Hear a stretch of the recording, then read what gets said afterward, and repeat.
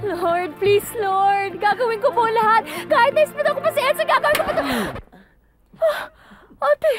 Kaya tayo nadidiskarili sa mga ganyang klaseng pangapangako. Tantanan mo na yan. Masakit lang ang likod ko. Okay ako. Okay ka ba? Oo. Tapos ituloy niyo na ako sa ER ng magamot na tong likod na to. Halika na. Okay.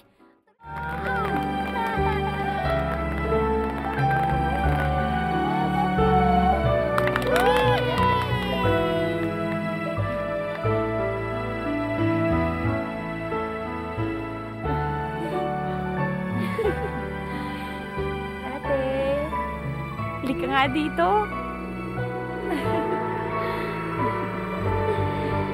Ay, nako. Kainan na! Kain tayo! Yes! Halika na! Hi, Beauty! Halika na. Hoy! Halika na, Joseph. Diyos ko! Tulungan niyo apo ko! Lord! Ako na lang ang kunin mo! Huwag na si Rika! Sinasabi ko naman kasi isarado na yung shop na yan eh. Noon pa, mga paputok na yan. Joseph, ang kulit mo kasi. Lord, please, Lord! Gagawin ko po lahat! Kahit na-spit ako pa si Edsa, gagawin ko pa ito! Ate!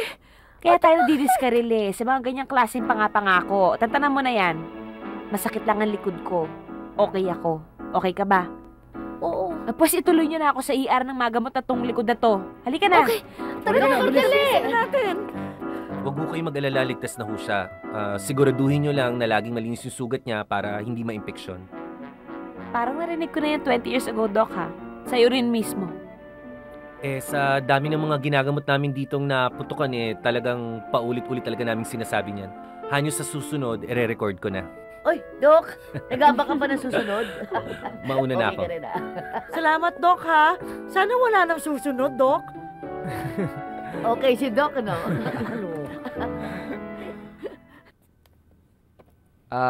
Total, masaya naman tayong lahat. Okay na rin si Rika. Meron lang sana akong gustong i-announce sa inyo.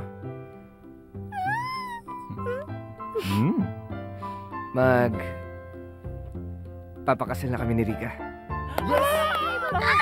Ano? Agad-agad? Hindi ba pwedeng hindi mo munang gumaling yung anak ko? Nay, papagaling muna. In-announce lang po. Papagaling muna. Nga naman. Hindi ngayon, ha? Hindi ngayon. Kasi ospital, tapos papakasal. Huwag na kayong tsumusi. Kasi buti ngayon, abot mo na huling biyahe ang anak mo, no? Bakit ba? Pero gusto ko na rin yan, Papa.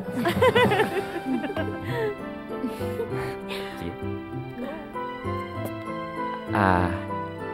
Total, masaya na tayo lahat. Ay, siya din, oh.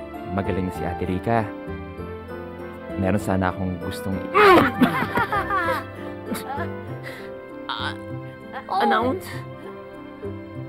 Mga libre lang po sana ako sa Oo babae. Oo nga naman to. Manilibre lang naman pala. Mapanakit Diyos tong ko. pamilyang to. Oh, ayan. Tabihan mo na, diyan ka na. Magpapakasal na naman kayo eh. At naikasal na nga kami. Makaraan ng 2 taon at nakadalawang anak na ako. Nakabenta na rin si Edsel ng 2 milyong balot. Heto na ang kasunod.